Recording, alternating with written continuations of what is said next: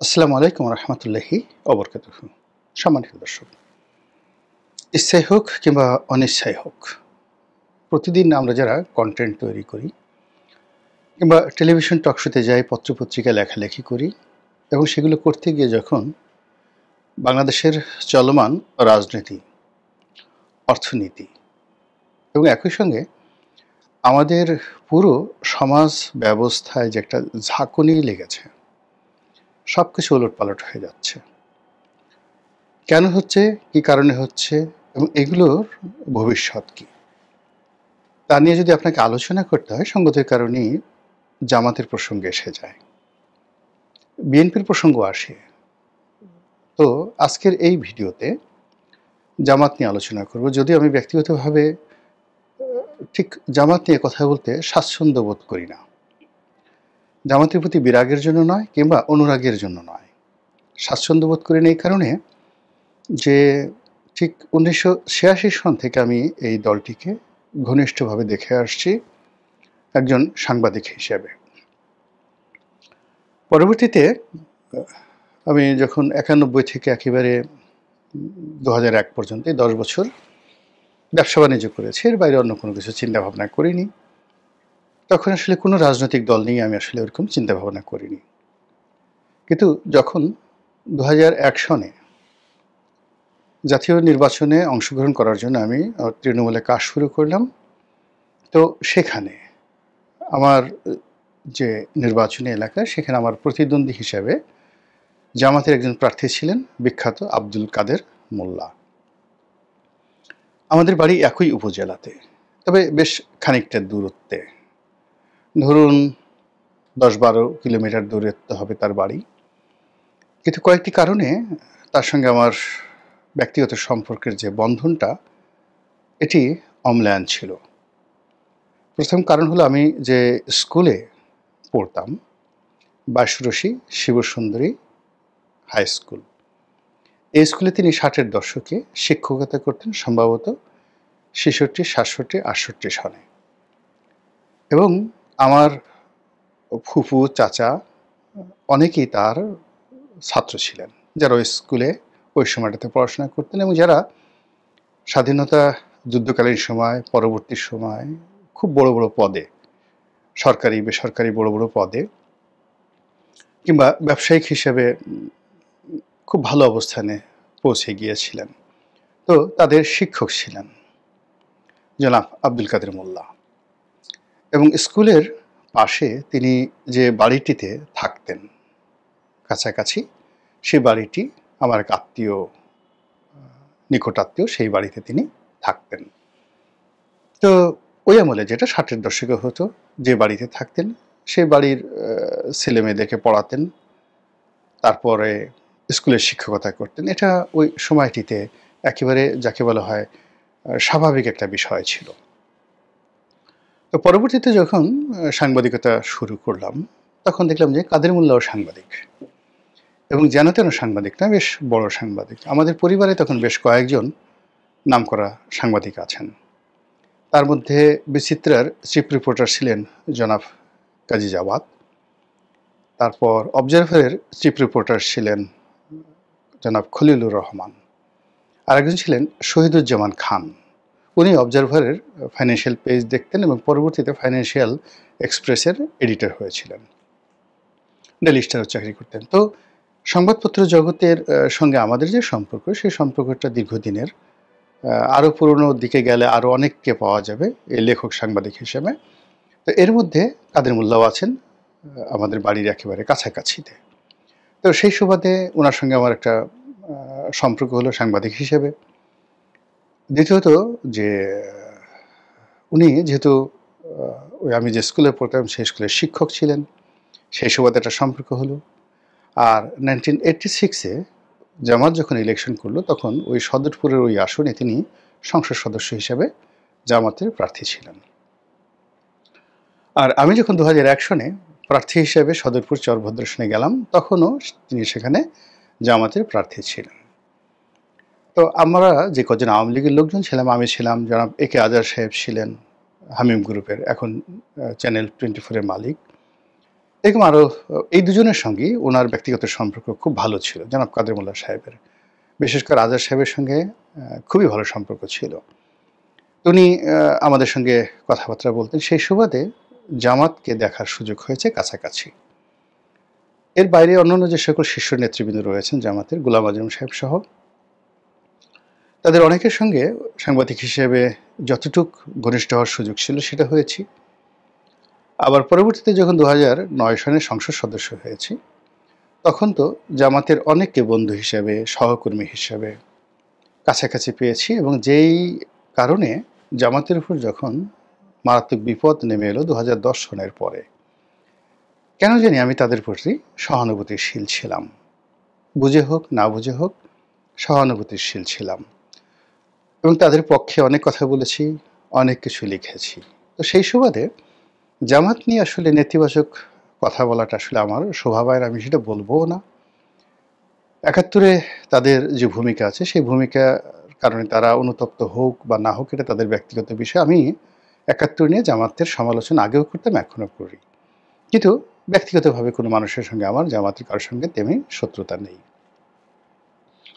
তো জামাত সম্পর্কে আমার যে ধারণা ছিল সেই ধারণাটা হয়তো সারা জীবনে থাকতো, কিন্তু যদি এই জুলাই আগস্ট বিপ্লব না হতো তাহলে আমার কাছে মনে হতো যে আমি একটা শিশু হিসেবে মারা গিয়েছি। এই অল্প সময়ের মধ্যে জামাতের যে বিবর্তন এবং জামাতের যে আবর্তন, আপনারা তো বিবর্তন বুঝেন, যে একটি জায়গা থেকে রাতারাতি পরিবর্তন হয়ে অন্য কিছুতে পরিণত হওয়া, যেমন বানর থেকে মানুষ হওয়া, মানুষ থেকে জানোয়ার হওয়া ইত্যাদি নানা রকম যে কথাগুলো আমরা বলে থাকি।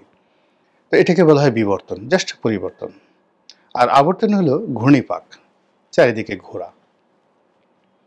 তো জামাতের যে বিবর্তন এবং আবর্তন এই গত 14 মাসে দেখছি, এটা যদি না দেখে আমি মরে যেতাম, আমার কাছে মনে হতো একটা শিশু হিসেবে আমি মারা যাচ্ছি। তো এই কারণে আসলে যেহেতু দীর্ঘদিন জামাত সম্পর্কে আমি খুব সফটেন ছিলাম, জামাতের অনেক লোকজন হয়তো আমাকে ভালোবাসতেন, স্নেহ করতেন, শ্রদ্ধা করতেন, অনেক হয়তো স্বপ্ন দেখতেন যে গোলাম মোল্লা রনি একটা সময় হয়তো জামাত করবে, তারা দোয়া করতেন। তো আমি আসলে জামাত সম্পর্কে আমার যে আইডিওলজি, সেই আইডিওলজি আমার যে পার্লামেন্টে 2009 সনে আমি যে প্রথম একটা বক্তব্য দিয়েছিলাম, সেই আহলে সুন্নাতুল জামাতের অনুসরণে, ঠিক সেই বক্তব্যে আমি আজও আছি। কিন্তু ইন পার্সন ব্যবহারের ক্ষেত্রে আমি জামাতের নিকট সবসময় ভদ্রতা প্রদর্শন করেছি, তাদের ব্যাপারে ইতিবাচক ধারণা করেছি ব্যক্তিগত পর্যায়ে। এনিওয়ে, এখন 14 মাস ধরে জামাত দেশ চালাচ্ছে, এরকম কথাবার্তা। আসলে তারা কতটুকু চালাতে পারছে, তারা জামাতই ভালো বলতে পারবেন, কিন্তু সাধারণ মানুষ মনে করছেন যে পুরো দেশ তারা চালাচ্ছেন। আর ডক্টর মোহাম্মদ ইউনূস সরকারের উপরে তাদের যে আধিপত্য, এটা সীমাহীন।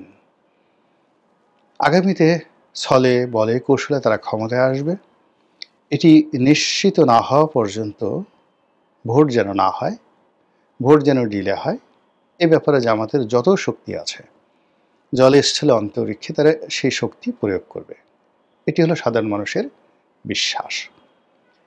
তো নির্বাচন যত কাছাকাছি আসছে, বিশেষ করে যে এই মুহূর্তে বিএনপি তাদের প্রার্থী তালিকা ঘোষণা করে ফেলেছে, সেই সময় থেকে পুরো বাংলাদেশের টেকনাফ থেকে তেঁতুলিয়া পর্যন্ত নির্বাচনের যে একটা হাওয়া বইছে, সেই হাওয়াটা আসলে বলতে গেলে 99% হাওয়াটা বিএনপির দিকে। এবং সেখানকার থানা বলেন, পুলিশ বলেন, প্রশাসন বলেন, ডিসি এসপি বলেন, তারা সবাই এখন বিএনপি নেতাদের কথায় চলছে, এটা বাস্তবতা। কিন্তু এই যে প্রার্থী ঘোষণা করার আগ পর্যন্ত অনেক অনেক জেলাতে, অনেক অনেক উপজেলাতে তারা মানে জামাতের কথা মতো চলতেন। জামাত হয়তো সেখানে মামলা মোকদ্দমা করেনি বা বিএনপি লোকের মতো চাঁদাবাজি করেনি, কিন্তু থানা পুলিশ প্রশাসন তাদেরকে বেশ সমীহ করতেন। কিন্তু এই যে নির্বাচনের তফসিল যত কাছাকাছি আসছে, বিএনপির প্রার্থী ঘোষণা হওয়ার পর থেকে যে পরিস্থিতি তৈরি হয়েছে, তাতে করে এই যে প্রশাসনের উপরে যে আমাদের যে আধিপত্য, সেটা এখন নেই বললেই চলে। এর ফলে কি হলো, তাদের যে সুখ, তাদের যে স্বপ্ন, তাদের যে স্বপ্ন বাসর, সব কিছু ঝুঁকির মধ্যে পড়েছে। আর এতে করে তারা মেজাজ হারিয়ে ফেলছেন। অনেকে পথ হারিয়ে ফেলছেন এবং যে যেভাবে পারছেন এমনভাবে কথা বলছেন, সেই কথাবার্তার সঙ্গে জামাতের নীতি এবং আদর্শের যেমন মিল নেই, একই সঙ্গে তারা তাদের যে একটা পোর্ট্রেট বা তৈলচিত্র বা তাদের যে একটা স্কেচ মানুষের মনে তারা তৈরি করে ফেলেছিল সেই দীর্ঘদিন ধরে, তো সেখানে আসলে ইদানিংকালে তাদের যে গলার স্বর, যেভাবে আঙ্গুল উচ্চাচ্ছেন, যেভাবে চোখ গোল গোল করে কথা বলছেন, যেভাবে তারা অলৌকিকত্ব দেখাতে চাচ্ছেন, যেভাবে তারা স্পিরিচুয়ালিটি যেটিকে বলা হয়, আধ্যাত্মিকতা দেখাতে চাচ্ছেন, এটি আসলে জামাতের সঙ্গে যায় না। জামাত প্রথম থেকে একটা আধ্যাত্মিক বিমুখ দল। তারা মনে করে যে শরীয়তের যে বিধানগুলো এটা করতে হবে, পরিশ্রম করতে হবে, কিন্তু এখানে আধ্যাত্মিকতা বলতে ফু দিয়ে উড়ে যাওয়া, আল্লাহ রাসূল নূরের তৈরি, আকাশ থেকে এমনি এমনি অনেক কিছু আসবে, আমি বললাম ফু দিলে বাতাস প্রবাহিত হবে, বৃষ্টি হবে, এই জিনিসগুলো জামাতের যে আইডিওলজি সেই আইডিওলজিতে পড়ে না। তারা যেমন দেখা গেল এই কবর জিয়ারত করা কিংবা কোনো জিয়ারতের জন্য ভ্রমণ করা এটাকে রীতিমতো হারাম মনে করে। মাজার, পীর প্রথা, বাউল প্রথা ইত্যাদি যে কোনো জিনিসই তারা ইসলামের সঙ্গে সাংঘর্ষিক মনে করে।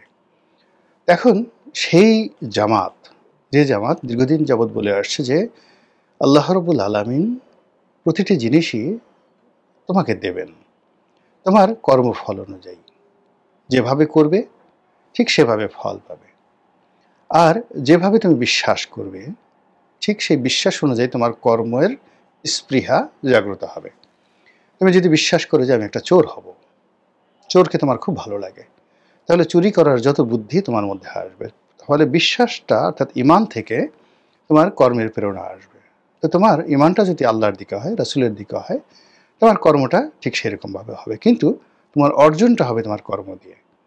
অর্থাৎ তুমি যদি ভালো কর্ম করো ভালো ফলাফল পাবে, মন্দ কর্ম মন্দ ফলাফল পাবে।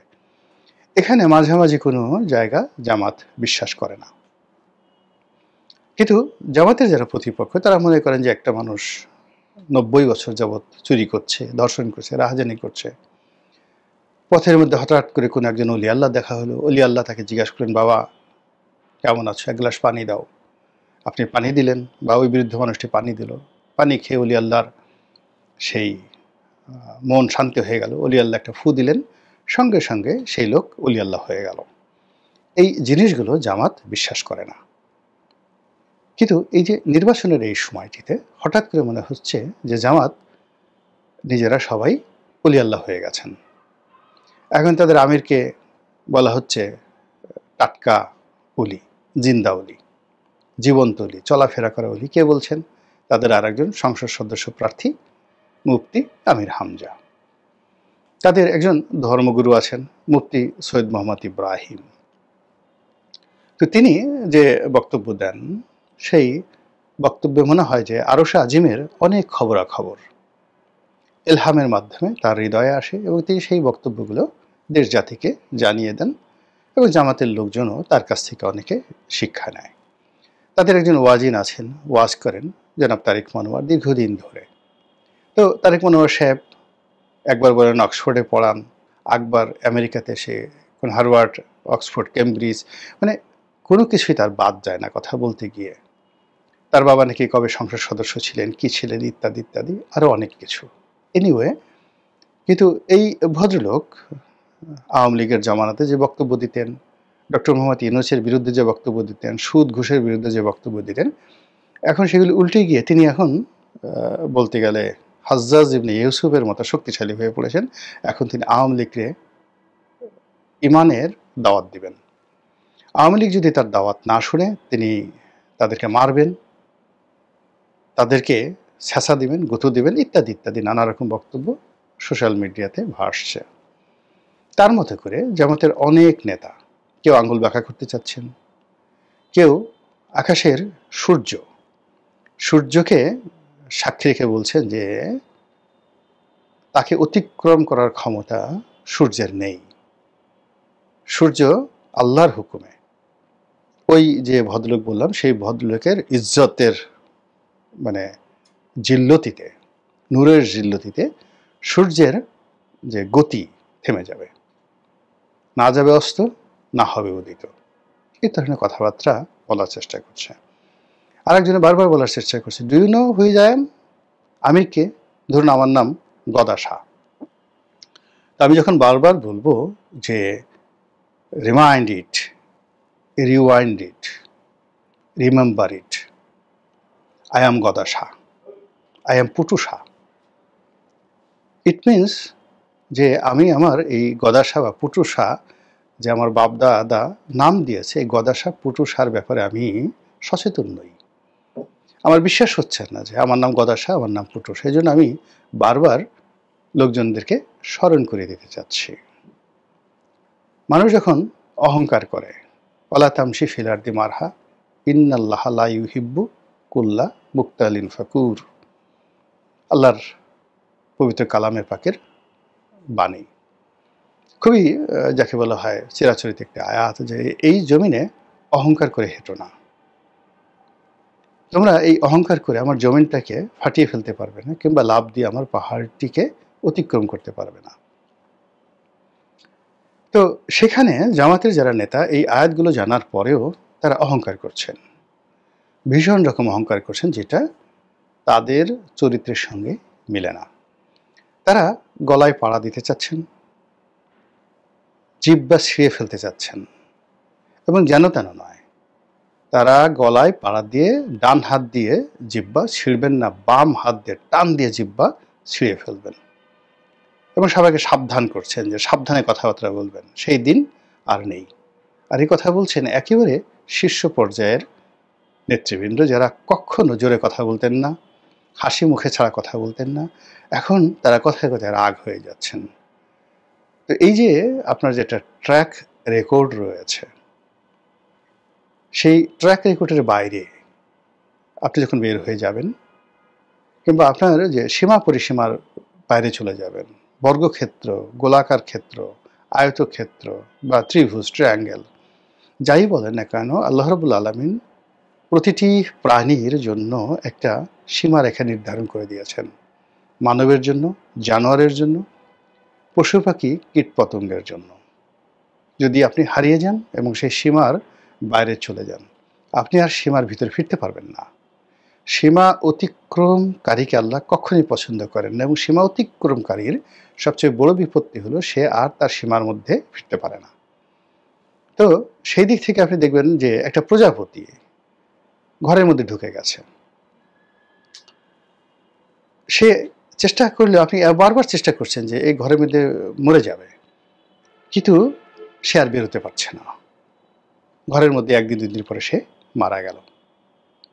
এভাবে যখনই কোনো একটা মানুষ, কোনো একটা প্রাণী, পতঙ্গ তার যে সীমা, সেই সীমাটা অতিক্রম করে ফেলে, তখন সে আর সেখান থেকে ফিরতে পারে না।